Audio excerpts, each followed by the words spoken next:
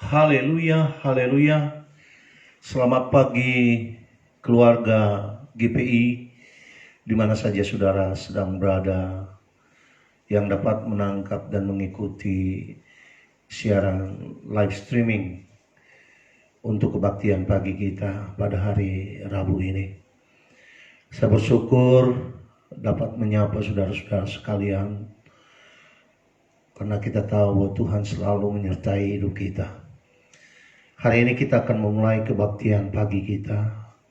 Saudara boleh ambil tempat yang baik, yang nyaman untuk saudara-saudara, tempat mana saudara sedang berada sekarang. Kita angkat satu pujian bagi Tuhan untuk memulai kebaktian pagi kita ini.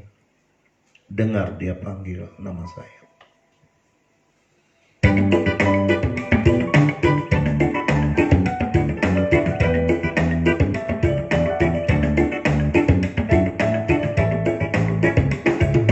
Dengar Dia panggil nama saya, dengar Dia panggil namamu, dengar Dia panggil nama saya, juga Dia panggil namamu.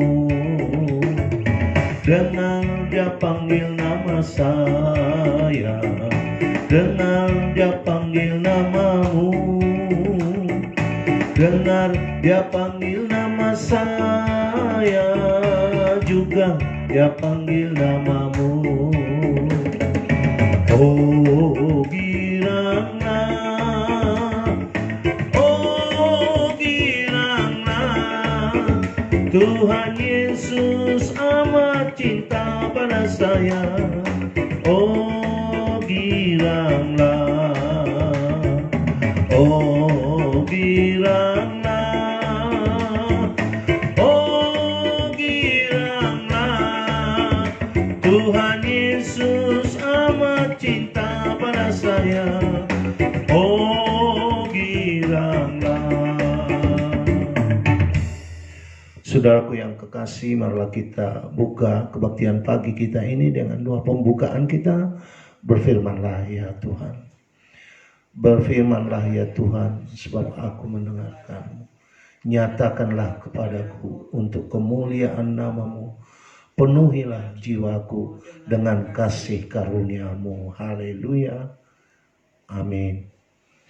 Saudaraku, kita angkat satu pujian, kita akan masuk dalam doa firman. Zaman sekarang berjaga.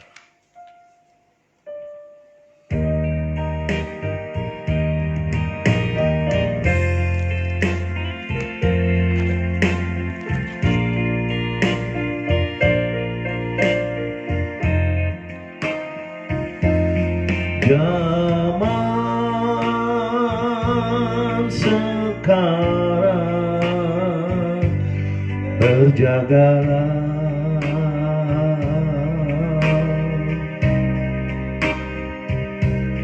lihat dunia bergelora,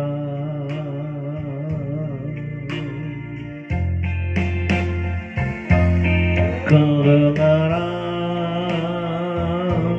sini sana banyak kabar menggemparkan.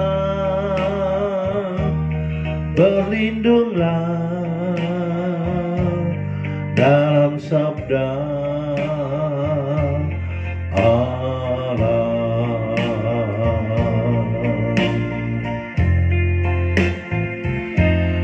Zaman sekarang berjagalah,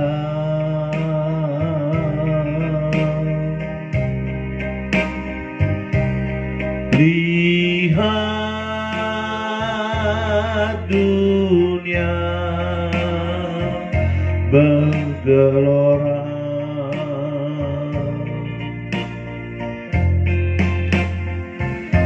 kedengaran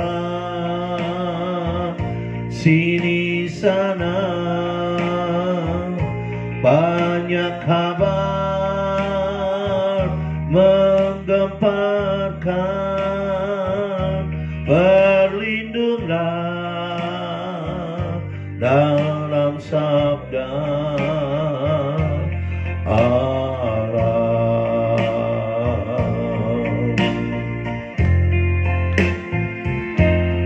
Kirimlah perjanjianmu, kuasa perkataanmu, supaya dunia mengerti salibmu. Kirimlah perjanjianmu.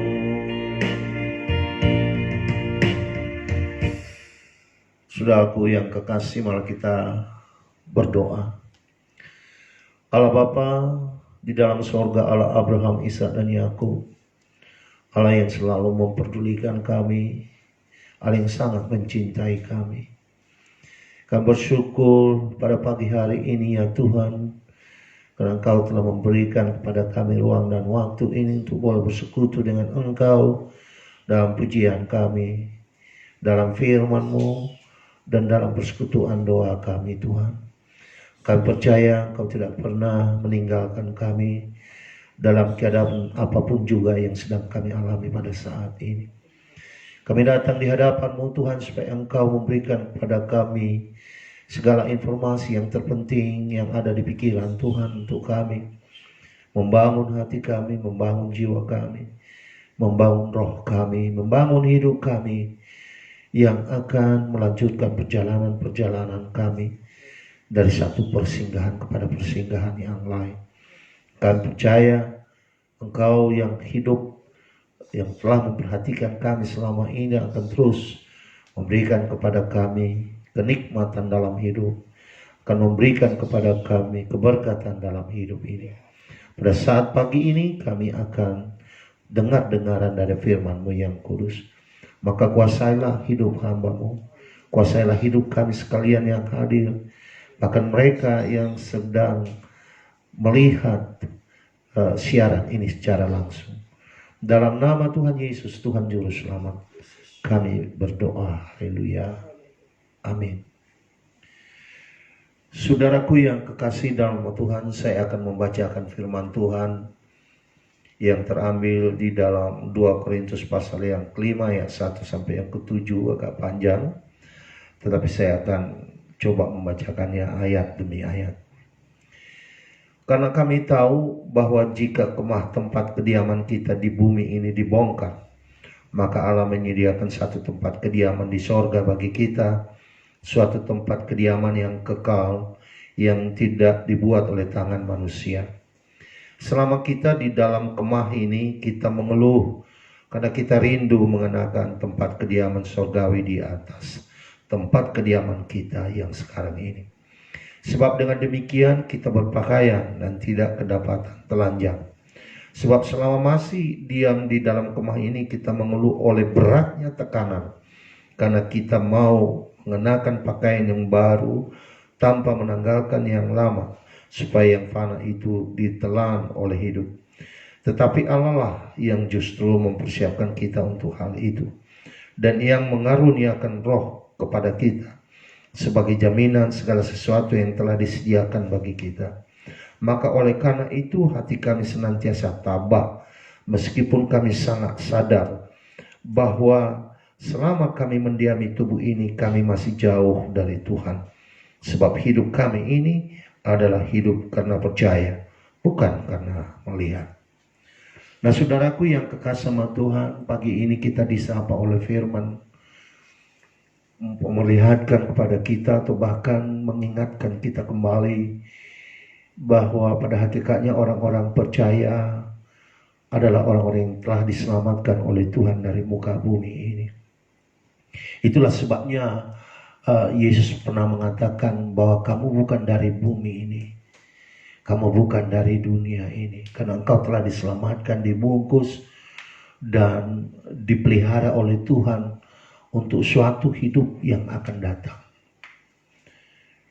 Dan Yesus mengatakan bahwa kita sebenarnya adalah makhluk surga.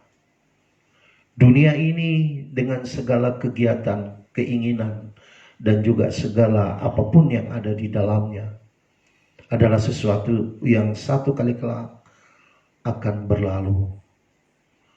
Sama dengan tubuh kita akan dibongkar, kata firman Tuhan di sini. Saudaraku yang kekasih sama Tuhan. Kemah tubuh kita ini yang dimaksud oleh Rasul Paulus, tidak boleh tidak. Dia akan tunduk kepada satu keadaan di mana satu kali kelak engkau akan dibongkar.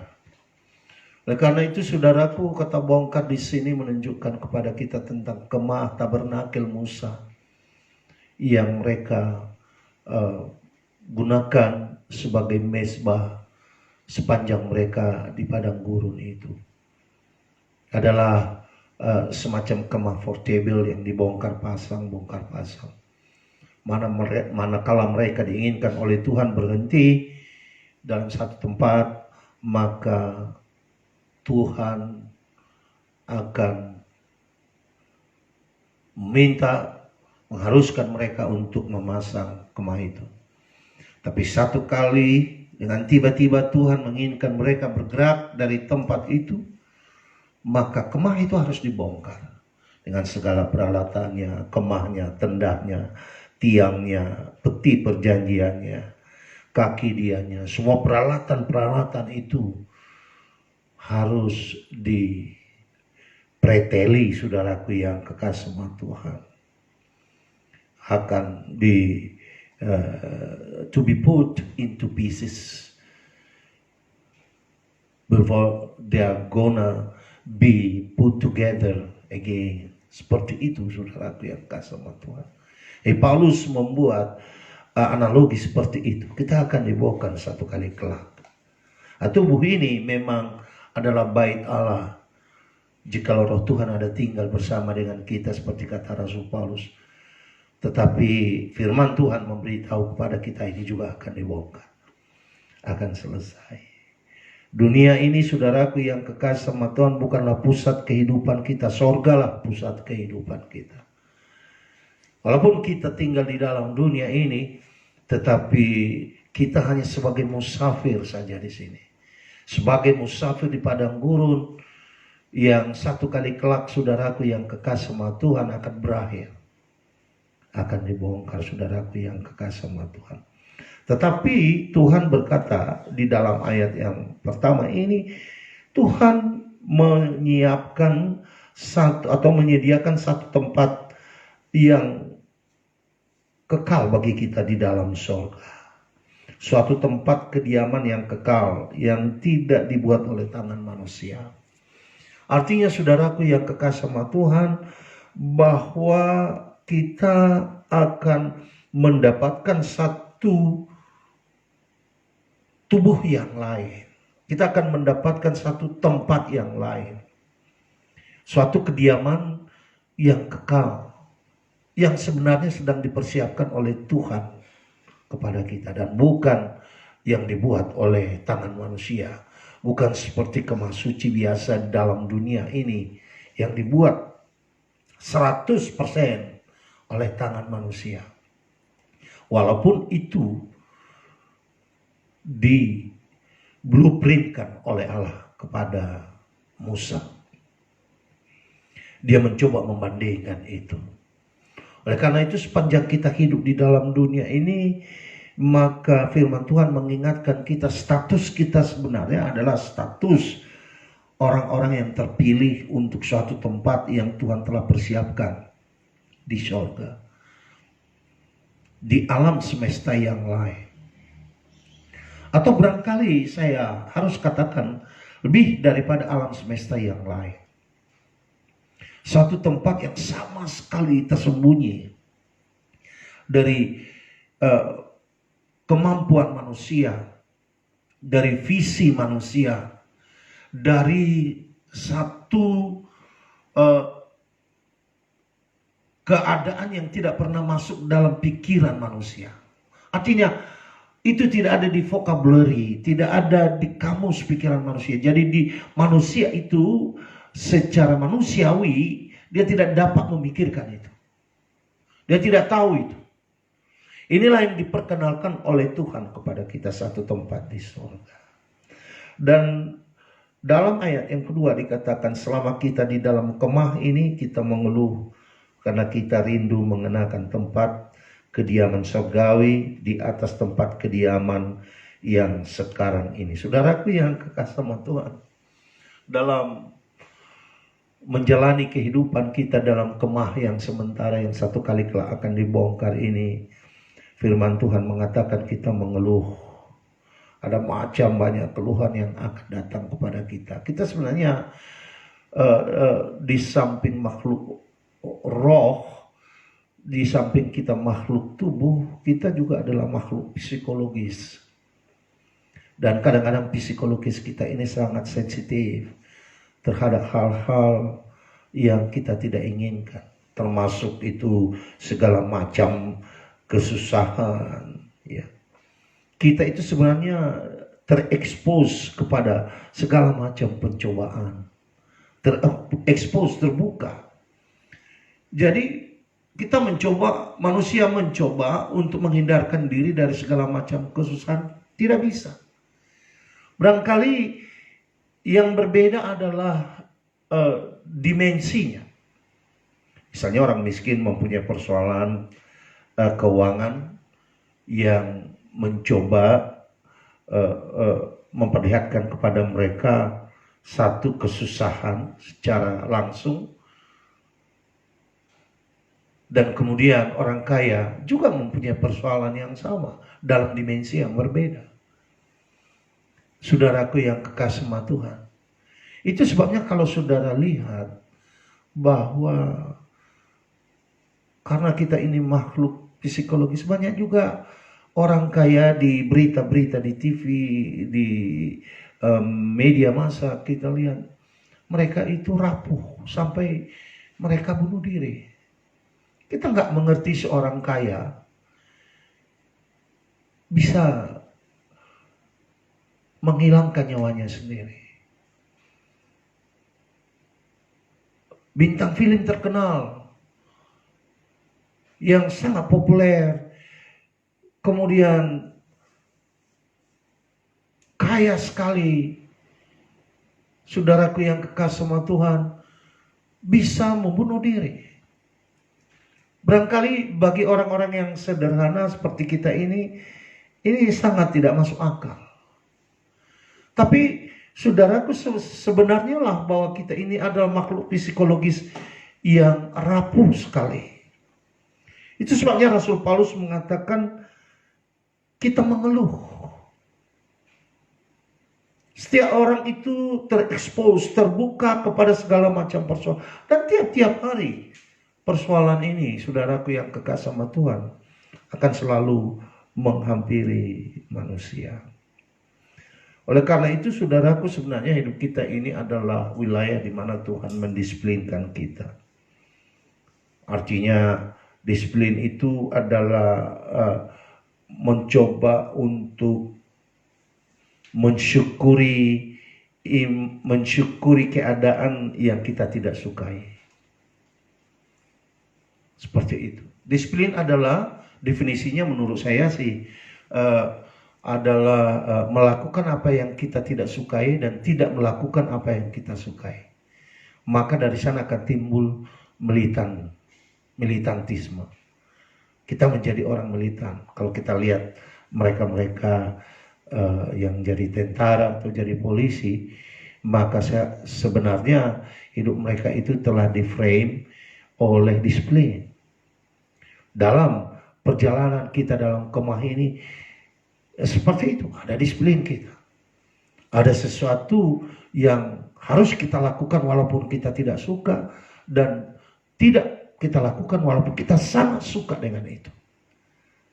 Ada aturan yang mengharuskan itu.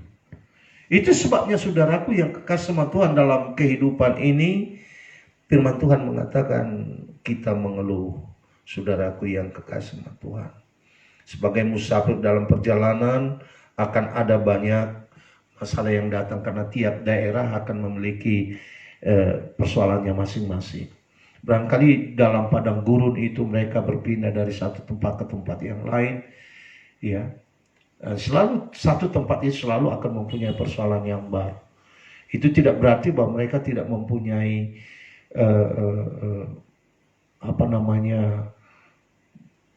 tidak mempunyai iman, tetapi sebesar apapun iman kita, justru itu kita gunakan dalam menghadapi segala apapun yang ada di wilayah-wilayah yang kita sedang jalani.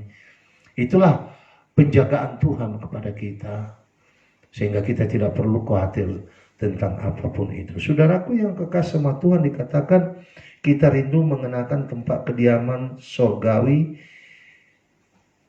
mengenakan tempat kediaman surgawi di atas tempat kediaman kita yang sekarang ini. Saudaraku, istilah mengenakan ini to be clothed. Istilah mengenakan itu ya seperti pakaian, dipakaikan kepada kita, to be covered, untuk ditutupi, diliputi. Saudaraku, kalau kita melihat istilah ini di dalam Alkitab, seperti dalam Keluaran 28 ayat 18 sampai 15, sebuah istilah di mana Musa itu ditutupi awan, kita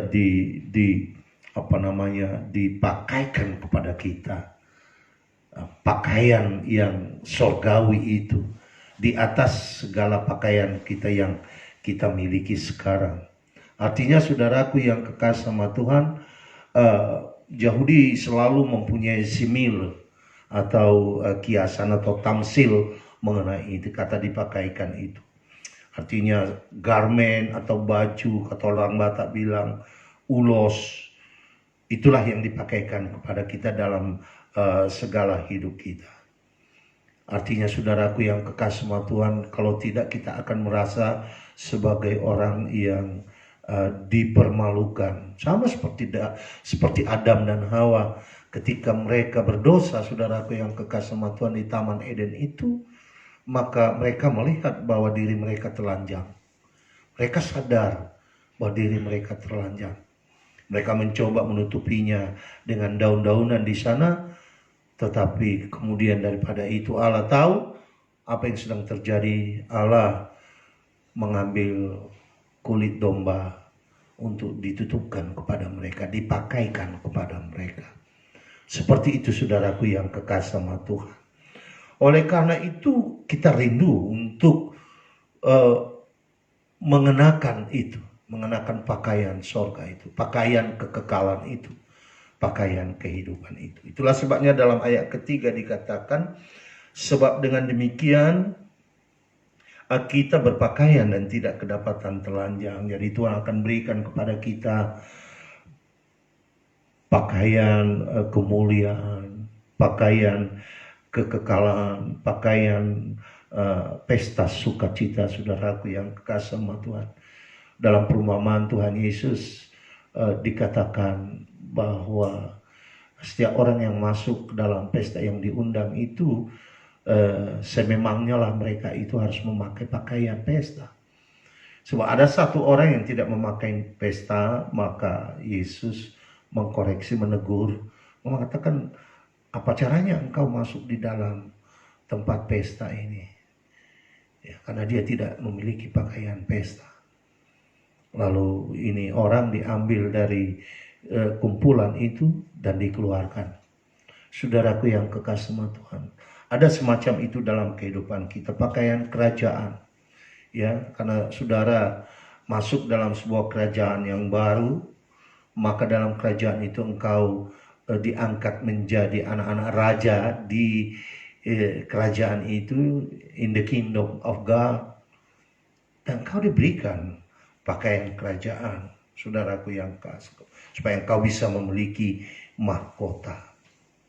Nah saudaraku yang kekasih sama Tuhan, ayat 4 mengatakan, sebab selama masih diam di dalam kemah ini kita mengeluh oleh beratnya tekanan, karena kita mau mengenakan pakaian yang baru itu tanpa menanggalkan yang lama, supaya yang fana itu ditelan oleh hidup. Saudaraku yang kekasih sama Tuhan, dalam kemah ini adalah sebenarnya suatu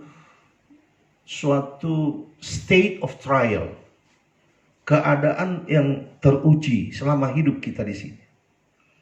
Saudaraku, kalau kita lihat apa yang dikatakan oleh Rasul Paulus dalam ayat-ayat sebelumnya seperti 2 Korintus pasal yang ketiga, dia menuliskan beberapa kesulitan-kesulitan yang dia miliki dalam kemah, dalam tubuh ini. Kalau saya baca di sini katakan ayat 8 pasal yang ketiga 2 Korintus, dalam segala hal kami ditindas namun tidak terjepit, kami habis akal namun tidak putus asa, kami dianiaya namun tidak ditinggalkan sendirian, kami dihempaskan namun tidak binasa. Kami senantiasa membawa kematian Yesus dalam tubuh kami, supaya kehidupan Yesus juga menjadi nyata dalam tubuh kami. Saudaraku, sebab kami yang masih hidup ini terus menerus diserahkan kepada maut karena Yesus, supaya juga hidup Yesus menjadi nyata dalam tubuh kami yang fana ini. Saudaraku, maka demikianlah maut giat dalam diri kami dan hidup giat di dalam kamu. Seperti itu sebenarnya Rasul Paulus mengatakan.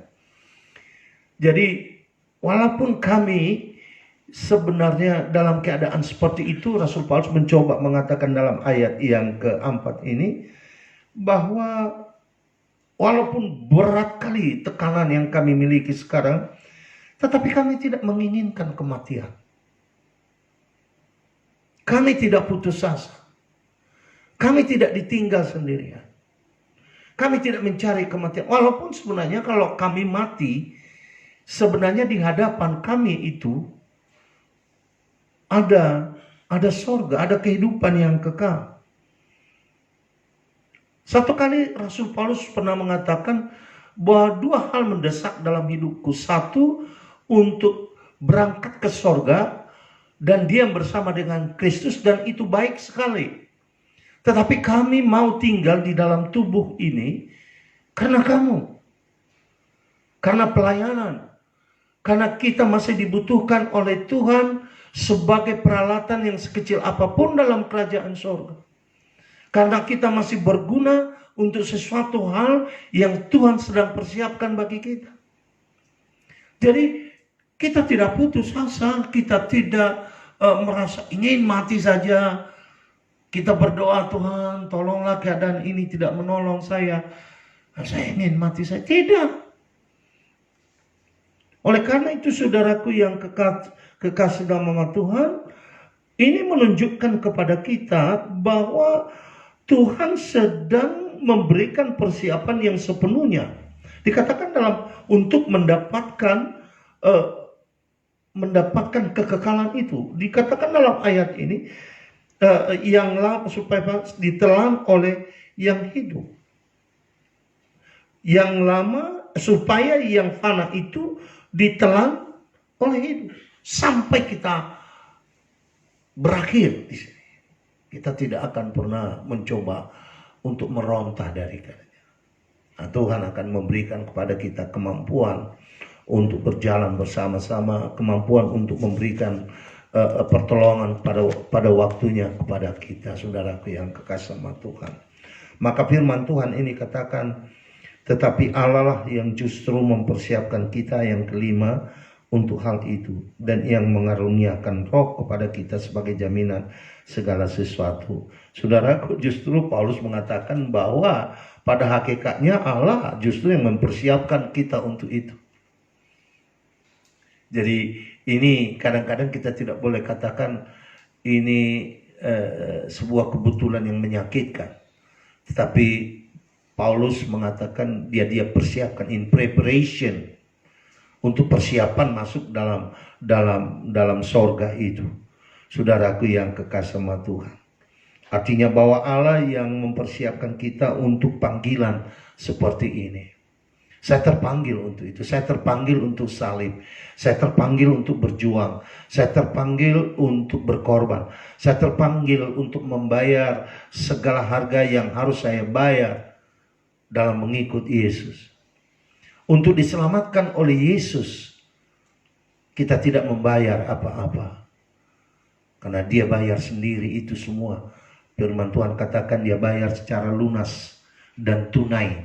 Artinya tidak ada lagi satu hal yang dipersoalkan tentang keselamatan itu. Itu karena Tuhan selamatkan kita dengan cuma-cuma. Itulah sebabnya Tuhan menginginkan kita memberikan itu cuma-cuma kepada orang lain. Pemberitaan firman Tuhan ini adalah sesuatu hal yang harus kita wajibkan kepada diri kita untuk kita lakukan. Itulah sebabnya firman Tuhan mengatakan kepada kita supaya terus memperlihatkan kerinduan kita untuk melayani Tuhan. Sehebat apapun persoalan dan masalah yang kita hadapi, saudaraku yang kekasih sama Tuhan. Oleh karena itu, firman Tuhan mengatakan di sini, dialah yang mempersiapkan kita untuk itu dan mengaruniakan roh kepada kita sebagai jaminan segala sesuatu yang disediakan bagi kita. Artinya roh itu adalah sebuah fenomena yang diungkapkan oleh Rasul Paulus kepada kita untuk memperlihatkan ada jaminan daripada Allah tentang hidupmu itu. Jaminan atau cengkram, kalau bahasa lama, bahasa Indonesia dikatakan cengkram. Ya, kalau saudara mau naik tiket pesawat terbang, paling sedikit saudara memiliki tiket. Itu jaminannya bahwa engkau akan diizinkan sebagai penumpang kepada pesawat itu. Artinya ada jaminan. Apakah jaminanmu? Atau engkau sedang meronta-ronta berusaha sendiri, ya, mencoba membuat agama yang terbaik, ibadah yang terbaik, dan saudara masih tetap ragu, saudara yang kekasih sama Tuhan. Kalau sesuatu kesulitan datang, engkau akan bertanya, kenapa kesulitan ini datang kepada saya? Ya, kenapa masalah ini harus datang kepada saya? Kemudian akan ada tuduh menuduh di dalam hati kita, sebagaimana yang dituduhkan oleh sahabat-sahabat Ayub, sahabat-sahabat Nuh, mengatakan itu semata-mata karena dosamu, karena banyak pelanggaran yang kau lakukan, maka dieksposlah segala kesulitan itu kepada engkau. Tapi Paulus mengatakan dengan kesadaran yang sepenuhnya, mengatakan bahwa memang kami memiliki difficulties, problems, suffering di dalam dunia ini, tetapi itu tidak akan pernah merendahkan kami sebagai orang-orang yang sudah diselamatkan. Itu tidak boleh dibuat menjadi penilaian bahwa Tuhan sedang meninggalkan kami, bahwa kami tidak akan masuk surga lagi. Kalau itu dibanding-bandingkan, orang yang gak percaya saja gak sesulit itu, apalagi orang yang percaya. Di mana Tuhanmu? Itulah yang dikatakan oleh orang banyak kepada Daud. Di manakah Tuhanmu? Seperti orang yang tersalib dengan Yesus di kayu salib itu, salah seorang mengatakan, lepaskanlah kami. Setelah engkau lepaskan dirimu, selamatkanlah dirimu dan selamatkan kami. Orang selama ini engkau menyelamatkan begitu banyak orang. Yang sakit engkau sembuhkan, yang kekurangan engkau tambahkan, yang berdosa kau ampuni, berjalan di atas air. Apa yang tidak bisa kau lakukan? Orang-orang membuli Yesus. Orang-orang Yahudi lewat di kayu salib itu membuli Yesus. Banyak bulian seperti itu yang harus kita hadapi. Di mana Tuhanmu itu? Panggil Tuhanmu. Where is God when the sufferings come? Where is God when everything attacking you from all direction? Nah, saudaraku yang kekasih sama Tuhan, di sini dikatakan bahwa Allah yang memberikan jaminan kepada kami, yaitu Roh Kudus. Itulah yang membuat kita tetap, saudaraku yang kekasih sama Tuhan, melayani Tuhan. Diselamatkan oleh Tuhan adalah sebuah anugerah, grace, gracia, anugerah, karunia. Itu gratis diberikan kepada kita barang siapa yang percaya kepada Dia. Dalam Roma pasal 10 ayat 9 dikatakan, jika engkau mengaku dengan mulutmu bahwa Kristus itu adalah, atau Yesus itu adalah Tuhan, dan percaya dalam hatimu dia bahwa Allah telah membangkitkan dia dari antara orang mati, maka kamu akan diselamatkan. Itu semacam kalimat syahadat bagi kita, saudaraku yang kekasih sama Tuhan. Mengaku dengan mulutmu bahwa Yesus adalah Tuhan dan percaya dalam hatimu bahwa Allah telah membangkitkan dia dari antara orang mati, maka kau akan diselamatkan. Yang betul-betul datang daripada Kristus. Itu sebabnya kita harus memberitakan Injil ini, menyaksikan hidup ini kepada orang lain. Dengan cuma-cuma engkau menerima kata firman Tuhan, dengan cuma-cuma engkau akan memberikan. Freely you receive, freely you give. Seperti itu, saudaraku yang kekasih sama Tuhan. Kemudian dikatakan, saudaraku yang kekasih sama Tuhan, dalam ayat yang ke-6, maka oleh karena itu hati kami senantiasa tabah, meskipun kami sadar bahwa selama kami mendiami tubuh ini, kami masih jauh dari Tuhan. Kami sabar. Ada confidence, saudaraku yang kekasih sama Tuhan. Ada confidence dalam hidup kita. We are all in full courage. Kita ada di dalam sebuah keberanian yang penuh, ya, bukan makin lemah, tetapi justru semakin diberikan kekuatan kepada kita. Sebagaimana Rasul Paulus memberikan komitmen dan statement dengan berkata, dalam kelemahanku, dalam penderitaan segala macam masalah ini, aku melihat ada kekuatan dalam hidup. Disitulah kelihatan, disitulah timbul kekuatan. Disitulah makin nyata kasih dan kemurahan Allah itu di dalam hidup kita, saudaraku yang kekasih sama Tuhan. Dan di dalam confidence ini dikatakan maka itu senantiasa tabah. Justru di sini assurance, the full assurance of God, suatu jaminan Allah itu yang penuh diberikan kepada kita, saudaraku. Selama kita mendiami tubuh ini, maka sebenarnya tujuan kita adalah sorga.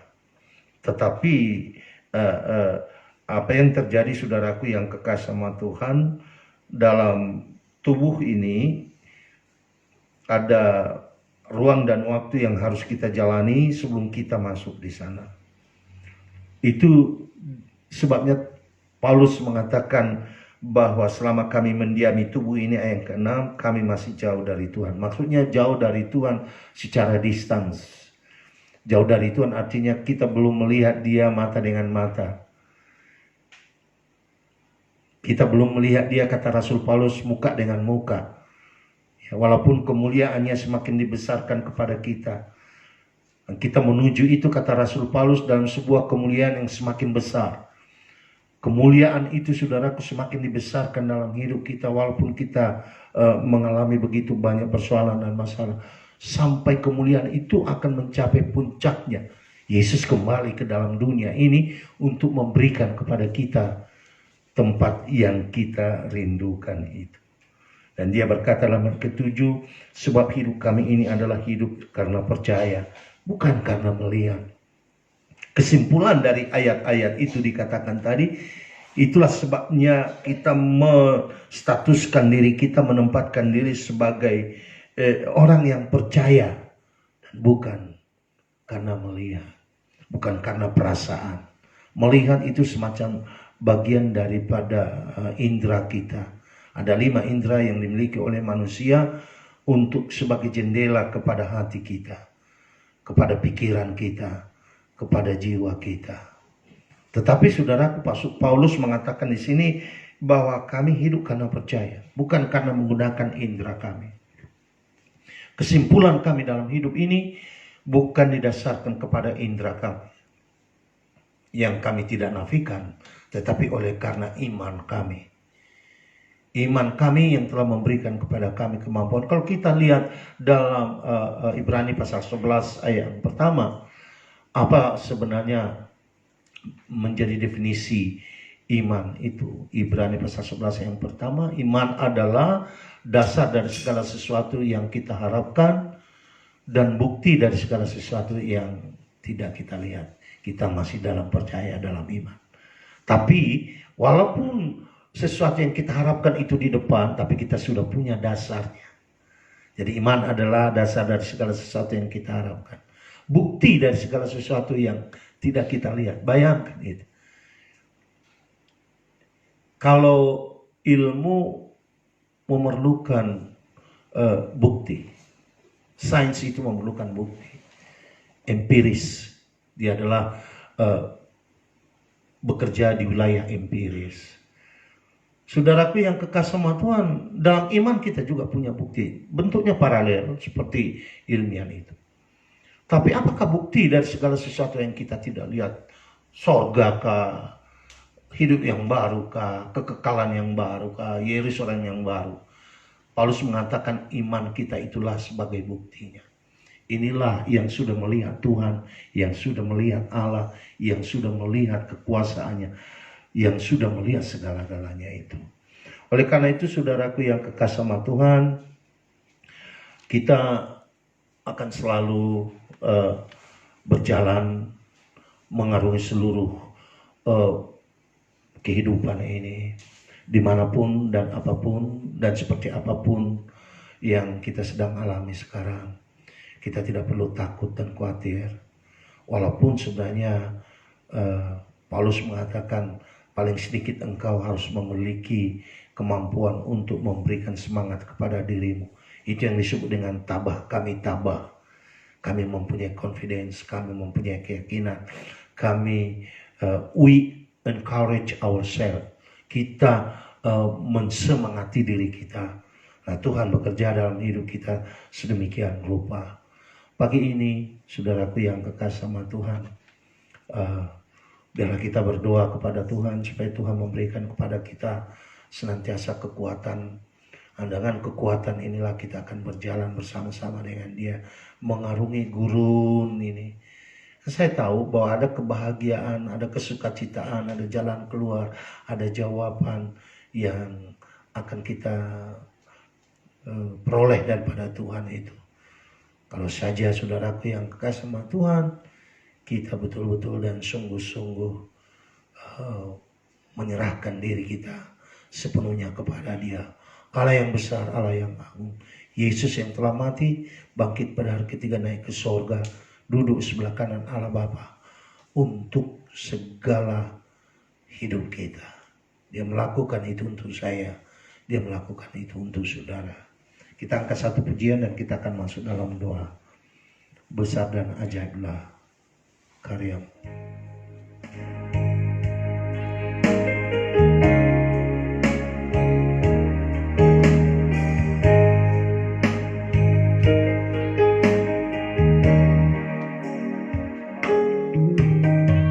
Besar dan ajaiblah karyamu, adil dan benarlah jalanmu, Raja segala bangsa yang maha kuasa, mulia namamu. Besar dan ajaiblah karyamu,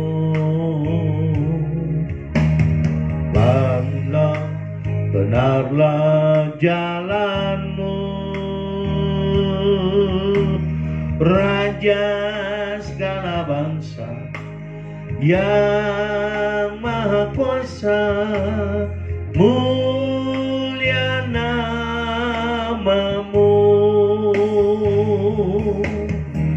Layaklah segala bangsa sujud kepadamu,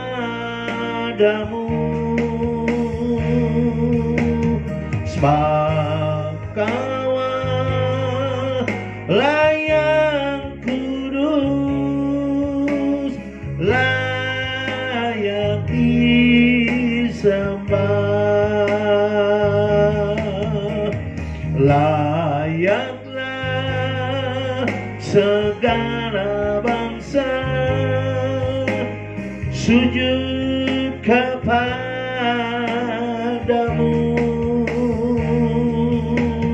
sebab Kau yang kudus, layak disembah.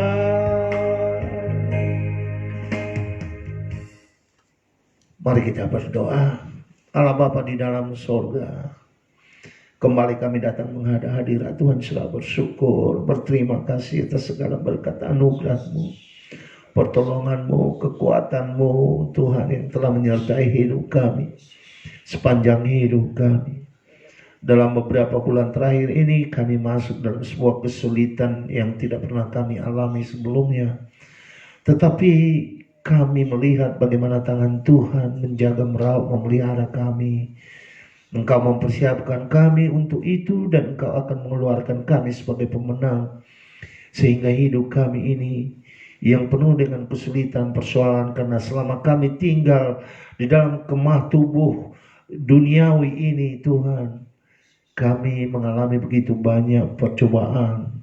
Kami mengalami begitu banyak kesusahan, persoalan yang datang dan pergi.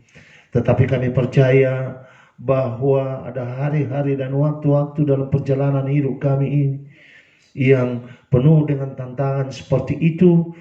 Tetapi di ujung sana Engkau mempersiapkan sebuah tempat bagi kami Tuhan. Sebuah tempat yang tidak dibuat oleh tangan manusia, oleh kemampuan intelektual manusia, oleh kemampuan pikiran manusia yang walaupun itu hebat, tetapi itu tidak bersifat kekal. Tapi tangan-Mu sajalah yang telah menyiapkan itu bagi kami. Oleh karena itu Tuhan, tetaplah Engkau menjaga dan merawat kami, memberikan kepada kami kemampuan untuk tetap bertahan, bahkan memberikan kekuatan yang lebih ekstra lagi untuk kami dapat berjalan menelusuri semua ini. Mereka-mereka yang sudah terkapar Tuhan, Engkau sembuhkan mereka. Kami tidak akan pernah jemu-jemu dan berhenti untuk bersyafaat kepadamu Tuhan, oleh karena mereka-mereka itu. Biar Engkau jamahkan hidup mereka, Engkau jamahkan jiwa mereka, Engkau jamahkan roh mereka yang sedang terbaring itu Tuhan. Engkau sembuhkan mereka Tuhan. Dan jikalau ada jemaat dari gereja-Mu yang sedang sakit Tuhan, biar Engkau pulihkan mereka seperti sedia kala. Kami tidak mengendalikan apa-apa dalam hidup kami ini kecuali Engkau. Hanya kepadamu sajalah kami Tuhan. Engkau akan melakukan segalanya itu dengan cara-Mu yang sangat khusus. Terima kasih Tuhan. Dengan cara apapun Engkau akan dapat melakukan segala sesuatu yang terbaik bagi orang-orang yang sedang dalam kesusahan itu. Berkatilah mereka janda-janda yang tidak mempunyai suami lagi Tuhan untuk diandalkan. Kami percaya jikalau mereka sedang dalam penderitaan ini, maka susahlah pikiran mereka. Oleh karena itu tolong apa kiranya mereka semua. Berkati hidup mereka, berkati anak-anak mereka, berkati setiap cucu mereka Tuhan. Buka jalan yang terbaik bagi mereka Tuhan. Orang-orang miskin di tengah-tengah gereja-Mu, Engkau berikan kekuatan pada mereka untuk tetap bangkit mengikut Tuhan. Orang-orang yang sudah Engkau berkati, mari Tuhan berkati lebih hebat, lebih luar biasa lagi Tuhan. Supaya mereka boleh melayani Tuhan lebih hebat lagi Tuhan daripada hari yang sudah-sudah. Berkati mereka Tuhan. Jemahkan apa kiranya tangan-Mu untuk semua orang yang telah memberkati gereja-Mu di mana saja. Engkau tidak akan pernah mempermalukan gereja-Mu. Setiap orang yang telah memberkati gereja-Mu, Engkau akan berkati berlipat kali ganda lebih daripada apa yang pernah mereka pikirkan. Di sana Tuhan bekerja, dan cara itulah Engkau melakukan segala sesuatu yang terbaik bagi mereka. Kami berdoa untuk para pendeta, guru, dan sintua, para hamba-hamba Tuhan yang lain, penginjil, guru sekolah minggu, atau siapa saja yang memberikan hidupnya untuk Tuhan, mengambil bagian dalam pelayanan Tuhan. Tuhan, berkati mereka semua. Hanya Kau saja yang tahu apa yang sedang terjadi dalam hidup mereka pada masa ini. Engkau datang kunjungi mereka, jamahkan hidup mereka, berkati hidup mereka semua supaya mereka boleh melayani Tuhan lagi lebih hebat dan lebih luar biasa lagi. Walaupun keadaan seperti ini, karena Engkau akan segera mengeluarkan kami dari tempat ini sebagai persiapan untuk sebuah tugas yang lebih luar biasa, lebih hebat lagi Tuhan. Panggilan yang lebih mulia lagi daripada hari-hari ini Tuhan. Engkau berdoa supaya Engkau memberkati semua jemaat Gereja Pentakosta Indonesia, orang-orang percaya kepadamu Tuhan di mana saja mereka berada.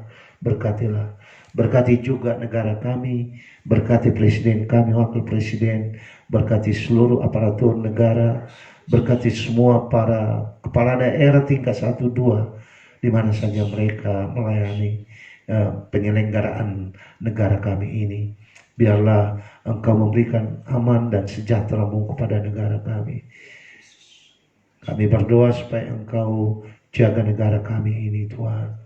Kitari negara kami ini dengan baik, untuk terjaga, sebab kami ada di dalamnya Tuhan. Sebab kami Engkau tempatkan di sini sebagai warga negara Republik Indonesia ini. Maka berkatilah negara kami ini Tuhan. Oleh karena semua orang yang percaya kepada Engkau, oleh karena apapun yang sedang terjadi, kami sesungguhnya hanya percaya kepada Engkau saja. Terima kasih Tuhan untuk semua hal yang Kau berikan kepada kami. Pagi ini kami bersyukur dan bersyukur dan bersyukur kepadamu. Maka terpuji-pujilah nama Tuhan dari pagi hari ini. Kekarlah itu sampai selama-lamanya. Haleluya. Mari kita tutup dengan doa penutupan kita. Ya Bapa kami, ya Bapa kami di dalam surga, dikuduskanlah kiranya nama-Mu, datanglah kerajaan, jadilah kehendak-Mu di bumi seperti di surga. Berikanlah kami pada hari ini makanan kami yang secukupnya, dan ampunilah segala kesalahan kami seperti kami mengampuni orang bersalah terhadap kami, dan jangan bawa kami dalam pencobaan, melainkan lepaskan kami daripada yang jahat. Karena Engkau yang punya kerajaan dan kuasa dan kemuliaan sampai selama-lamanya. Haleluya. Karunia Tuhan Yesus Kristus, kasih Allah Bapa, dan persekutuan dalam Roh Kudus menyertai sidang jemaat sekalian. Haleluya. Amin. Kita angkat satu pujian bagi Tuhan dulu sebelum aku datang di kaki Tuhan Yesus.